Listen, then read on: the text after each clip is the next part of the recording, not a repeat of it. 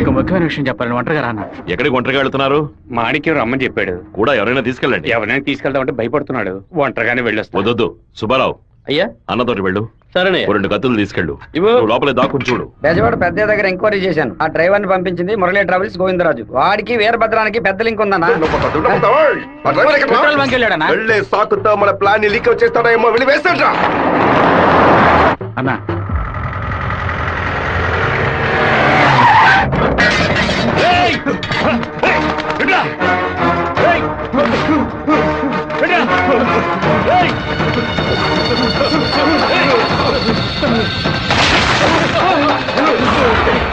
జీతం తీసుకునేది మాయి గారి దగ్గర, పనిచేసేది వీరభద్రానిక.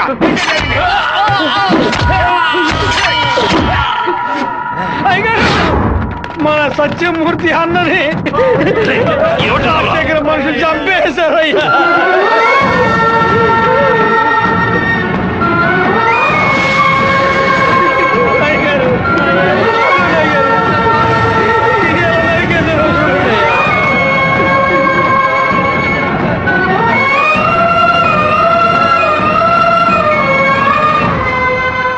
నేను దిగి ఇద్దరిని నరికేసి ఉండేవాడినయ్యా. కానీ ఒకవేళ నాకు ఏదైనా జరిగితే ఆ కబురు మీకు అందకుండా పోతుందని నోరు మూసుకుని ఉండిపోయినయ్యా. కరెంటు కట్ చేస్తారట, ఫోన్ చేస్తే పోలీసులు రారట. పదవిలో ఉన్నామన్న పొగరు. సరే, అందరూ ఇళ్లకు వెళ్ళండి. మీ పెళ్ళాం పిల్లల్ని జాగ్రత్తగా చూసుకుని ఇంట్లోనే ఉండండి. మమ్మల్ని అందరినీ ఇంటికి వెళ్ళి జాగ్రత్తగా ఉండమని చెప్పి మీరు ఒక్కరే వాడితో పోరాడతారా? మిమ్మల్ని ఇక్కడ ఒంటరిగా వదిలేసి మేము మా పిల్లలు వాటర్ నీళ్లు మా అందరి కోసం మీరు ఎంత కష్టపడారో తెలుసాయి గారు. ఈ రోజు మీకు సమస్య వస్తే మేము ఎలా ఊరుకుంటాం అనుకున్నారు? మేమేం చేతగాని వాళ్ళం కాదు. ఒకడు మీ ఇంట్లోకి దూరి మీ మీద చెయ్యేశాడంటే అదంతా మేము సత్యాగా జరుగుతుందయ్యా. శివ, సత్యమూర్తి అన్నింటికి పోలీసులు ఎంక్వైరీకి వచ్చారంట. ఎంతమంది వచ్చినా సరే ఒక్కళ్ళు కూడా వదిలిపెట్టాం. నరికి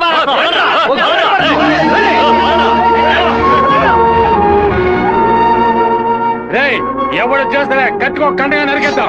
మీ వీధిలోకే కాదయ్యా, ఈ వీధిలోకి ఎవరు వచ్చేస్తారే నరికి పోగులు పెట్టేస్తాం.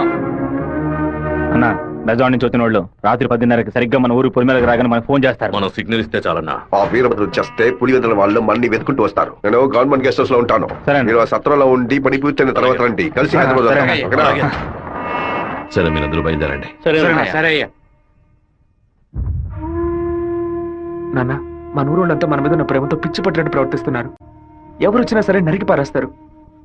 కానీ జరగబోయే గొడవలో మన వాళ్ళకి నష్టం జరుగుతుందిగా. డబ్బు కోసం వచ్చే వాళ్ళ ప్రాణాలు పోతే వాళ్ళ భార్యలు కూడా ఏడవరు. కానీ మాదయ్య భార్యకి శివప్రసాద్ కుటుంబానికి ఎవరు సమాధానం చెప్తారు నాన్న? ఏం చేయమంటావయ్యా? చట్టము అధికారము వాడి చేతుల్లో ఉంది. తిప్పి కొట్టడం తప్ప మనకు వేరే దారి లేదు. ఒక దారుంది నాన్న. వచ్చే 50 మందిని ఆపడానికి ముగ్గురిని లేపితే చాలు. అర్థం కాలేదు. ఆ రాజశేఖరం వాడి 2 చెంచాలు వాళ్ళని లేపేస్తే చాలు, ఏ గొడవ ఉండదు. మేము నలుగురం చాలు నాన్న. పెళ్లి పెట్టాకు లేని వాళ్ళు. మేము చచ్చినా ఎవరు బాధపడరు. కానీ ఖచ్చితంగా చచ్చేలోగా ఆ ముగ్గురిని లేపేస్తాం. వద్దు బాబు, అందుకు నేను ఒప్పుకోను. భయపడకండి నాన్న, నాకేం కాదు. 1 గంట ముందు నా ఫ్రెండ్ ఒకడు తిరుపతి మాయాలాజ్లో నా పేరు మీద రూమ్ తీసుకున్నాడు. కరెక్ట్గా 10 గంటకి రాజశేఖరాన్ని లేపేస్తే నేను రేణుగుంట ఎయిర్పోర్ట్కి వెళ్ళిపోతాను. వాడు అదే సమయానికి రూమ్ ఖాళీ చేసి ఎయిర్పోర్ట్కి వచ్చేస్తాడు. అక్కడి నుంచి హైదరాబాద్ వెళ్ళి నేను మలేషియా వెళ్ళిపోతాను. 6 నెలలు సంవత్సరం ఆగే నేను తిరిగి వచ్చేస్తాను నాన్న. పోలీస్ రికార్డ్స్లో నా పేరుండే ఛాన్సే లేదు. ఎందుకమ్మా, ఎందుకు ఏడుస్తున్నావు? 25 ఏళ్ళగా నాన్న కత్తి పట్టుకున్నప్పుడు ఎప్పుడైనా నువ్వు ఏడ్చావా? ఇప్పుడు ఎందుకు ఏడుస్తున్నావు? కొడుకు మీద ప్రేమ. నీ కొడుకు బాగుండాలని దేవుడికి దండం పెట్టుకో. అంతేగాని ఇలా ఏడ్చి నన్ను పిరికివాడి చేయకు. భగవంతుడా, ఏడవకమ్మా. ఏడిస్తే నేను తట్టుకోలేను. నాయనా, నీకేమైనా అయితే మాకు బాధ ఉండదు అనుకున్నావా? మేమందరం బండరాళ్ళం అనుకున్నావంట్రా. నిన్ను నమ్ముకొని వచ్చిందే ఒక పిల్ల. దానికి నేనే సమాధానం చెప్తాన్రా. చెప్పరా?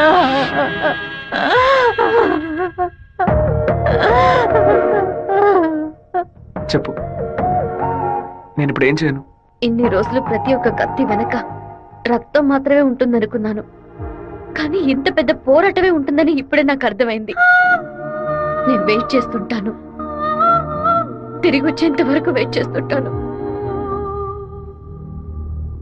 మీరే చెప్పారు కదా నాన్న, కోపిష్టి కత్తి పడితేనే తప్పు, కాపలావిడ పడితే తప్పు లేదని. నేను కోపంతో వెళ్ళట్లేదు నాన్న, మనల్ని కాపాడుకోవడానికి వెళ్తున్నాను.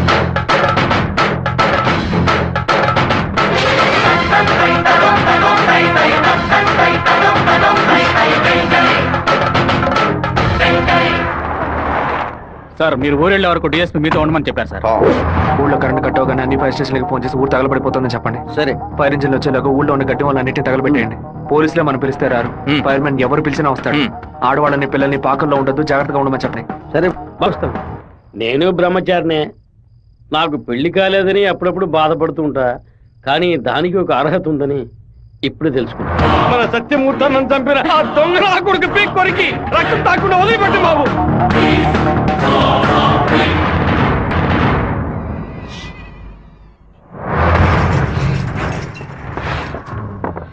శివ, ఇంట్లో ఎవరు లేరు, అందరూ కళ్యాణ మండపంలో ఉన్నారు.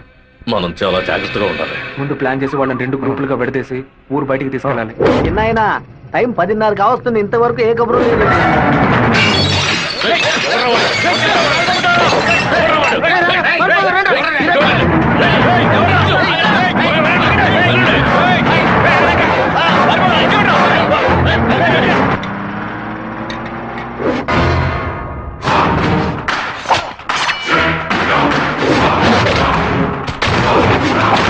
మేమంతా ఇక్కడ సిద్ధంగానే ఉన్నాం.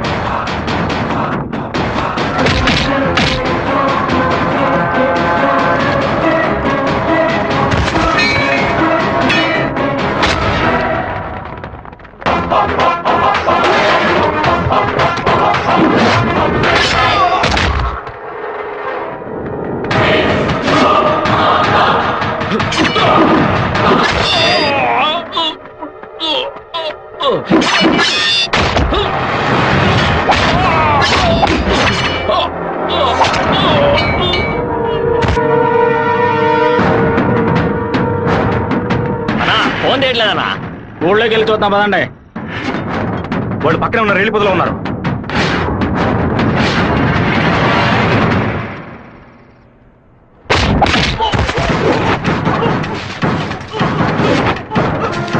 చిన్నాయన కాగడాలు వెలిగించండి.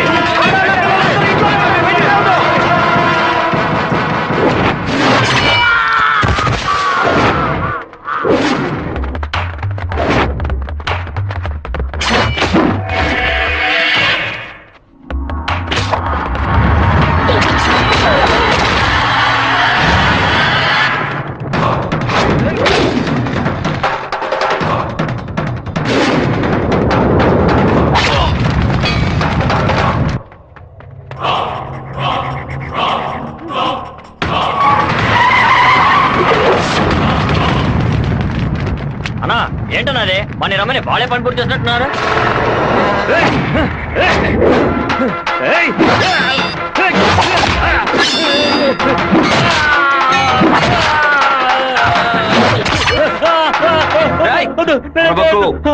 నేను పూర్తిగా నరకలేదు, పైపైన నరికాను.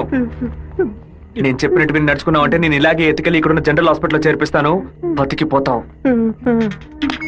వీరభద్రాన్ని అమ్మోరు గుడి పక్కన కొలం దగ్గర బంధించి ఉంచామన్నా. నిజంగానే అంటున్నావా? అన్న వెంటనే రా అన్నా. అన్నా ఎక్కడికి వెళ్తున్నారు? వాడి నా చింతతో నరకాలరా. ఇప్పుడు బయటికి వెళ్తే రేపు పోలీసు వాడే రాచాయి కూర్చుంటాడు. అయితే ఒక పని చేయి, వాళ్ళకి తెలియకుండా కార్ని వెనక్కి తీసుకురా. ఇది కూడా తాళం.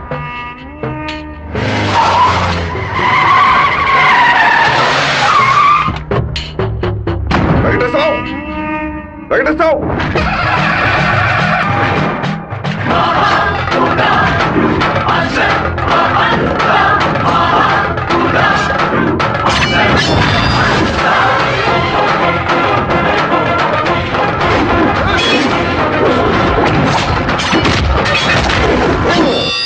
రారా రా రా రా రా.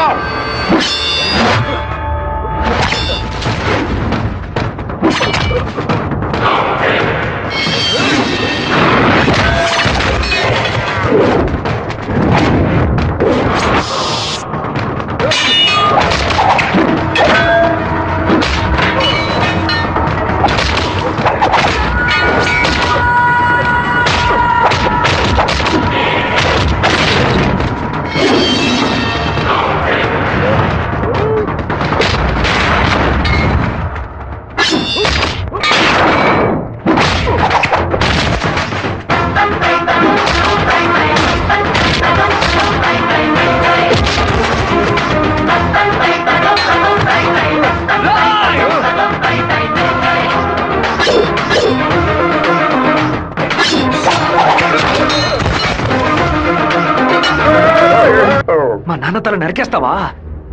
నా కుటుంబాన్ని లేపేస్తావా? పదవిని ఉపయోగించుకునే డబ్బు కోసం నువ్వేమైనా చేస్తావు. నిన్ను ఎదిరించిన వాడు శత్రువు. రేయ్! చెట్ట వాళ్ళంతా కలిసి మంచి వాళ్ళని అంతం చేయగలిగితే ఇక దేవుడు ఎందుకురా? గుళ్ళు ఎందుకు? నాకు నా కుటుంబం ముఖ్యం, నా ఊరు ముఖ్యం. మా అన్న